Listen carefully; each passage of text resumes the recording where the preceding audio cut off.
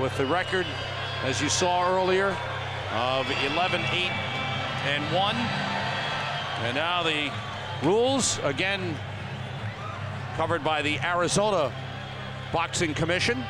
3 knockdown rule is in effect. Mandatory 8 count. There's no standing 8. And the fighter can only be saved by the bell in the final round.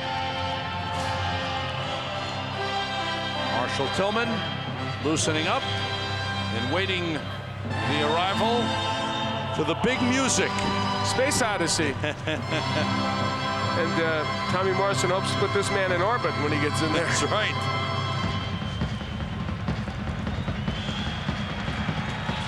And the cheers starting to mount from the crowd.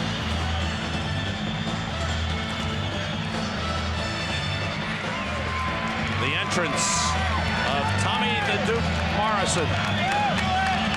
It's a big fight for him in a way, Sam, because of those injuries. Not, wanting to see how he's going to sustain after those injuries and see if the broken jaw, the broken hand will bother him. Here he comes. Tommy Morrison, who broke his jaw in the 2nd round against Joe Hip, broke his right hand in the 4th round, had 20 stitches over the right eye. 14 of those 19 wins ended in the 1st round.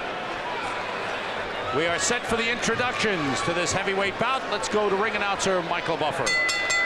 Once again, ladies and gentlemen, Top Rank Incorporated, Romeo Productions, and the King of Beer, Budweiser, presents a featured bout of our big bouts tonight. The 3 judges scoring this contest: Tommy Fuller, Aaron Kaiser, and Howard Ritchie. And when the bell rings, the man in charge of the action will be Bobby Ferreira. And now, ladies and gentlemen, 10 rounds of boxing. This is in the heavyweight division. Introducing first, fighting out of the blue corner, wearing the black trunks with red trim, weighing 224 pounds. He's from New Orleans, Louisiana. His professional record, 11-8-1, and 10 of those 11 victories are by KO. Ladies and gentlemen, Marshall the Quick Tillman.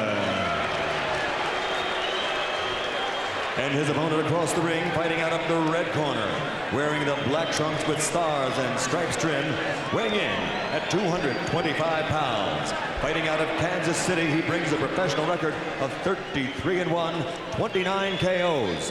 Ranked number 6 by the IBF, number 8 by the WBO, number 10 by the WBA. Ladies and gentlemen, Tommy the Duke Morrison.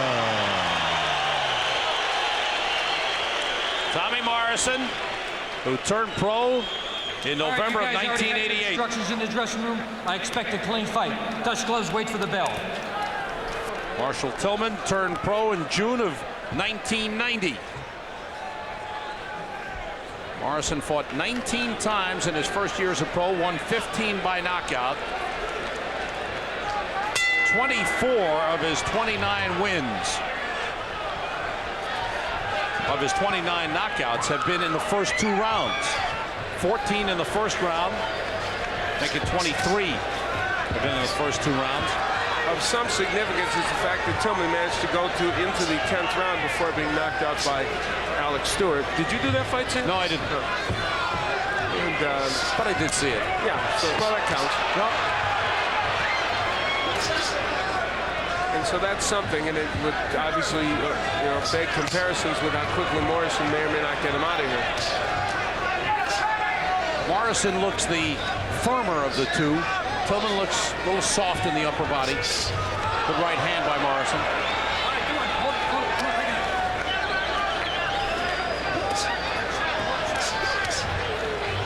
And with all that's gone on, you have to remind yourself Morrison has only the 1 loss.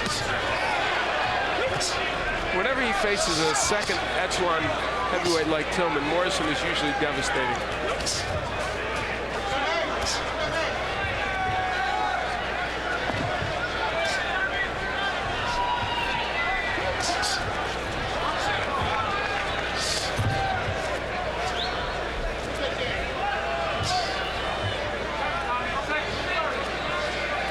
Tillman just pawing think very much aware of Morrison's power and not willing to get within range. And there's that first strong left hook landing by Morrison. Tillman cannot A good left to the body, crumples Marshall Tillman. Down is 5. 6, 7, 8. Mandatory 8 is counted by Bobby Can you protect Ferrara. yourself? Okay. Tillman ready to continue. Good left hook again by Morrison. Tillman is hurt one more time. On wobbling legs, he fights back.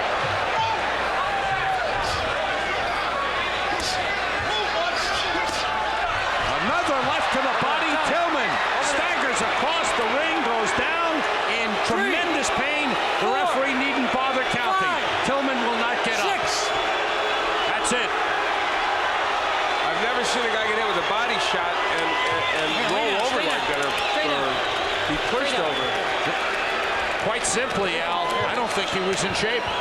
No, and I think Take that shot. That's why Morrison went to the body like that. And of course, Morrison is a good body puncher, and it turns out to be not quite the work maybe that Morrison would want. He might have wanted 2 or 3 rounds, but he didn't get it. I think so, because Tommy Morrison next will face Carl the Truth Williams in January.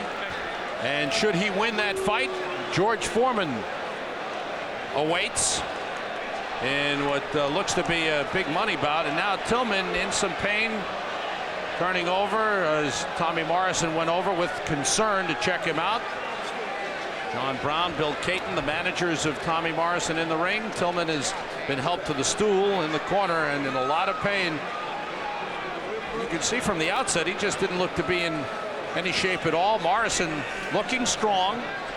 Morrison with the broken jaw went on a liquid diet because his jaw had been wired shut after the June bout with Joe Hipp, and he lost over 20 pounds. He went down to 205, and once he started taking solid food, he went back up to 230, went into training, came down into 225 and into the ring tonight.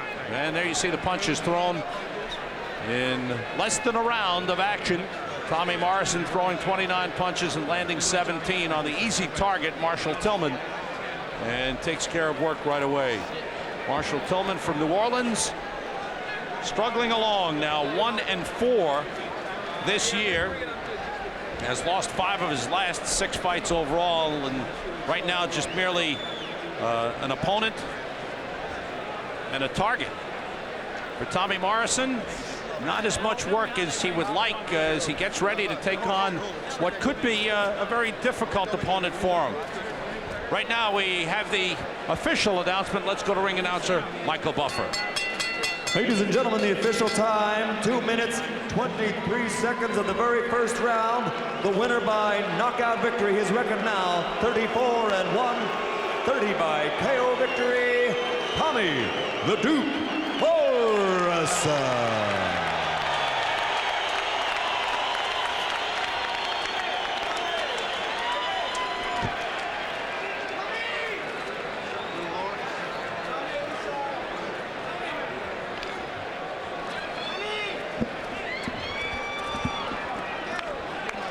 Tommy Morrison with his 34th win, his 30th knockout, and once again adds to the first round knockouts, his 15th first round knockouts. He has had 24 fights end in the first 2 rounds. Al is with Tommy Morrison. Look, join them right now. Al? Well, Tommy Morrison makes quick work of Marshall Tillman, but then that has happened before. First of all, let's take a look, Tommy. We'll take a look at the where you whacked him with. I think we're going to see the left hook where you knocked him down. Let's take a look here, and you'll comment for us in your own inimitable fashion, as you do. We're used to seeing some of the things we were unfortunate not to be able to work with a couple of years ago. We knew that a lot of heavyweights don't go to the body.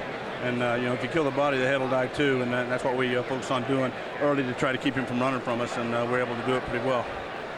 And the second knockdown, we can take a peek at also. Basically the same thing, just trying to stay busy. I was hoping the fight would go a little longer. Therefore, we could, get a chance to show some people the stuff we've been learning in the gym.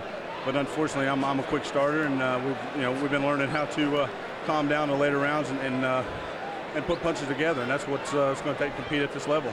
It's a dilemma, isn't it, in a way for you? Because sometimes you get in there and you're going to get these quick knockouts, and at the times when you would like to have 5 or 6 rounds, not necessarily 5 or 6 rounds like happened with hip with the injuries, but 5 or 6 rounds nevertheless. Right. Well, we're a lot of people regarded this as a warm-up fight, but we certainly didn't, as you can tell. We're going to have just a couple days off, and we're going to be right back in the gym preparing for the fight January 16th. So we're looking forward to it. That's got to be as nice a left hook to the body as you've thrown. Well, it's getting better. There's still room for improvement. If we can do that and also improve in some of the other areas, then we ought to have a world champion on our hands in a couple of years. We're going to take a peek time. We're going to let you look at the actual whole round we're going to look at. So this is your chance to be a sportscaster for a little while before you maybe do it in earnest later on in years if acting doesn't pay off. During this fight, you were able to stalk him and get in on him, and he was not really able to throw too much to discourage you. Well, I tried to start things kind of slow. I didn't want to go right out and start winging left hooks, and which is what most people are used to seeing out of me. And we tried to go out there. I probably should have established my 7 a little bit more, but we're trying to, we're punching our way in rather than getting in and then starting to punch. So a lot of good things are happening. If we continue to improve, then as I mentioned before, there's a lot of good things that are going to happen, but none of that happens unless we take care of this one, which we have, and the next one's January 16th, and we're looking forward to that also.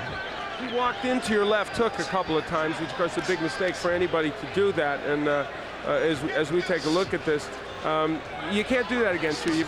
If you do anything, you've got to try and avoid that hook. Well, the people, people come out usually with the right hand taped to the side of their head, but a lot of people forget is that I can go to the body also. Yes. And if we go to the body a couple times, it seems to open some of the things up upstairs. And once we can do that and put those things together, then it's usually the beginning of the end. As long as we can stay competitive in there and improve each and every round on how to relax, which is one of the things that hurt us prior to the Mercer fight. We needed to get to know our body a little bit. Now that we have, we're starting to make some very positive strides. Now, about like this, as we look at it, does this actually help you for Carl Truvin's even in its short, its brevity? Well, the areas that we're improving are certainly in the gym. I don't think there's a whole lot you can improve on in a fight like this. But we went out there and we did what we had to do. As I mentioned, we have a couple of days off, and we're going to be right back in the gym preparing for that fight. We have some great sparring partners that we feel are going to do us some great justice with that up-and-coming fight. Quickly, Bill, while we're still on tape, what about Tommy's near future? We're going to talk to Bob Arum in a moment about the heavyweight division, but what do you think? The fight is going to be against Carl the Truth Williams on January 16th, and following that fight, he's signed to fight George Foreman in April. Okay. That's firm. And so all that, you feel confident that's the path you're going to take then, no matter what happens? The only thing that I differ with what Tommy said he might be a world champ in a year or two. I think he'll be a champ in '93, world champion. All right. Quite definitely. Thank you, Bill. Let's go down to Sam Rosenau. Congratulations, Tom. Let's go down to Sam with Bob Arum.